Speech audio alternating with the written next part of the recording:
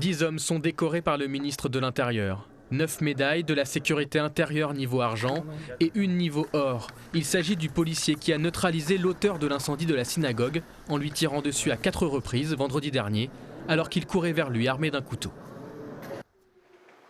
Oui, un policier, un gendarme est dans son droit d'abattre un criminel quand celui-ci s'en prend à l'uniforme de la République.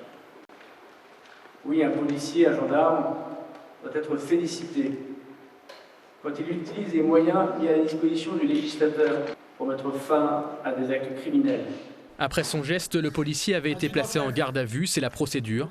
L'analyse de la vidéosurveillance concluait que l'usage de son arme avait été réalisé dans des conditions permises par le Code de la sécurité intérieure. On a su éviter d'abord que la synagogue de Rouen ne brûle totalement. Elle a été en très grande partie sauvegardée. Et bien évidemment, on a empêché sans doute des passages à l'acte meurtriers. Le Talmud nous dit sauver une vie, c'est sauver l'humanité en entier. Il a sauvé pas seulement un édifice, la synagogue, c'est déjà quelque chose d'énorme, il a sauvé des vies certainement. Les représentants de la communauté juive ont remercié ce policier contractuel de 22 ans seulement, qui reste anonyme. Pour eux, cette cérémonie, organisée à peine 72 heures après les faits, est un signal fort. Alors c'est important parce qu'avant d'être juif, on est français.